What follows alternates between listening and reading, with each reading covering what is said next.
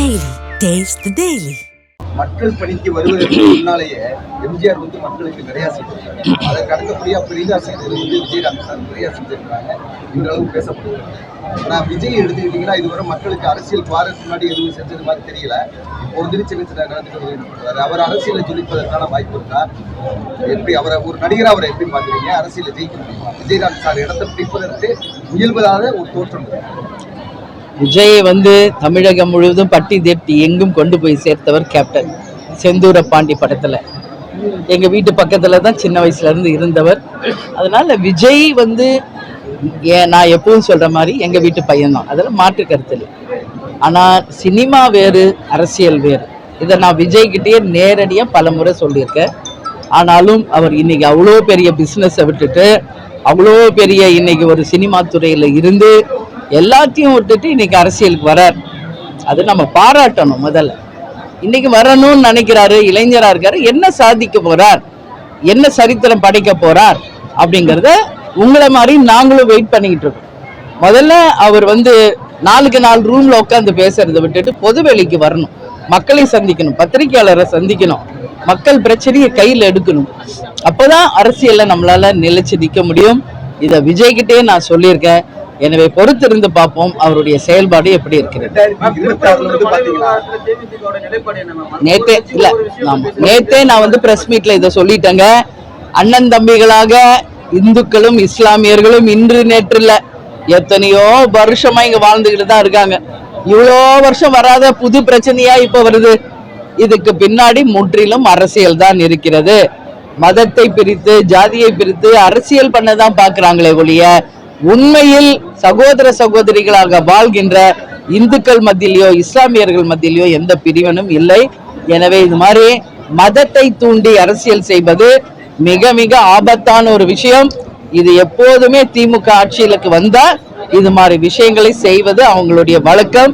அதனால நிச்சயமாக இது உடனடியாக முற்றிலுமாக நிறுத்தப்படும். இதற்கு இப்பயே முற்றுப்புள்ளி வச்சணும். இது தொடரக்கூடாது.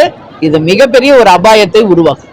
உறுதிப்படுத்திய தகவல் இல்லை இருந்தாலும் கூட கூட்டணி அமைகிற பட்சத்தில் 2024 விஜய் எந்த கூட்டணிக்கு வர்றாரோ முதலமைச்சர் வேட்பாளராக இருந்தால் தான் வருவாரு அப்படின்னு பேசப்படுது.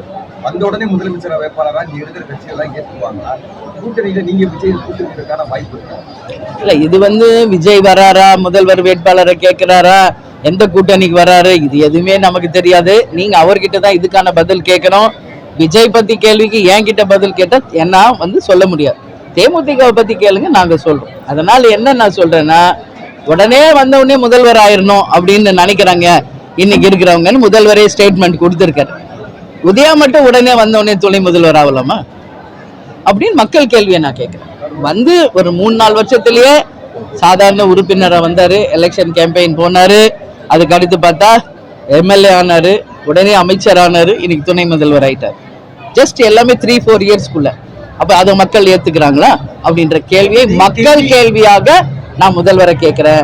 எங்களை பொறுத்த வரைக்கும் விஜய் யார் கூட கூட்டணி, யாரோட வரப்போகிறார் என்பதை விஜய் தான் தெளிவுபடுத்தணும். அதை பத்தி நான் என்னோட கருத்து இந்த நேரத்தில் சொல்ல முடியாது.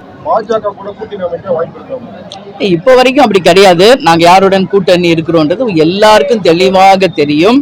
அதனால அந்த மாதிரி ஒரு எண்ணமோ அப்படி ஒரு ஐடியாவோ கிடையாதுங்க. அதனால இன்னும் 1 வருஷம் இருக்கு. எப்படியெல்லாம் அரசியல்ல மாற்றங்கள் வரப்போகுது, யார் யார் கூட கூட்டணி வர போறாங்க என்பதெல்லாம் நம்ம பொறுத்திருந்து தான் பார்க்கணும். திமுக தான் மீண்டும் 200 தொகுதிக்கு மேல கைப்பற்றி ஆட்சியை நிலைநாட்ட போகுதுன்ற அவங்க சொல்லிட்டு இருக்காங்க. உங்களுடைய அரசியல் பார்வையில 2026 எப்படி நிலை இருக்கு? உங்களுடைய கூட்டணி நான் இதுக்கு பதில் பல முறை சொல்லிட்டேன். 234 தொகுதியில எங்க கூட்டணி ஜெயிக்கும் அப்படின்ற நம்பிக்கை உறுதி நான் சொல்றேன். 234 தொகுதியில் எங்க கூட்டணி ஜெயிக்கும். ஏன்னா இப்ப இருக்கிற திமுக கொடுத்த வாக்குறுதிகளை நிறைவேற்ற நீங்க தமிழ்நாடு பத்திரிகையாளர் உங்களுக்கு தெரியும். கனிம வளம், டாஸ்மாக், கஞ்சா, கற்பழிப்பு, எல்லா பக்கம் லஞ்சம், ஊழல், சாலைகள் இல்ல, வேலை வாய்ப்பு இல்லை, எந்த வாக்குறுதியும் நிறைவேற்றவில்லை என்று மக்கள் கிட்ட மிகப்பெரிய கோபம் திமுக அரசு மேல இருக்கு. இப்ப சைலண்டா இருக்கிற மக்கள் நிச்சயமாக 26 ஓட்டு போடும்போது மாற்றத்தை உருவாக்குவார்கள். அதனால நான் சொல்றேன், எங்க கூட்டணி 234 ஜெயிக்கும் என்பதை நான் சொல்றேன். நேற்று கனிமொழி பொதுக்கூட்டத்தில் வந்து ஒரு விஷயம் பேசிக்கிறாங்க. 2021 தேர்தலை போது நீட் தேர்தல் அறிக்கையில் வச்சிருந்தாங்க. ஆனால் நேற்று நடந்த பொதுக்கூட்டத்தில் நீட் தேர்வு நுழைவுதில்ல, நுழைவிடாமல் தடுக்கக்கூடிய தேர்தல் மறுபடியும் நீட் தேர்தல் விவகாரத்தை வந்து பேசுறாங்க. ஏன்னா ஒரு வருஷம் இருக்குல்ல தேர்தலுக்கு, உடனே நீட்டை கையில் எடுப்பாங்க, மதத்தை கையில் எடுப்பாங்க, எல்லாத்தையும் கையில் எடுப்பாங்க. நான் என்ன சொல்றேன், நீட்டை வந்து ஒழிக்கவே முடியாது என்பது இந்தியா முழுக்க விதிக்கப்பட்ட ஒரு சட்டம். அதை வந்து அரசியலாக்கணுன்றதுக்காகவே ஆட்சிக்கு வந்தோடனே நாங்க நீட் தேர்வை ரத்து பண்ணுவோம்னு சொன்னது திமுக தான். மக்களோ மாணவர்களோ டீச்சர்ஸோ பேரண்ட்ஸோ கேட்கல. அதை வச்சு அரசியல் ஆதாயம் ஓட்டு கிடைக்கும்னு சொன்னது திமுக. ஆனா இன்னைக்கு வரைக்கும் அவங்களால அதை சரி முடிக்க முடியல.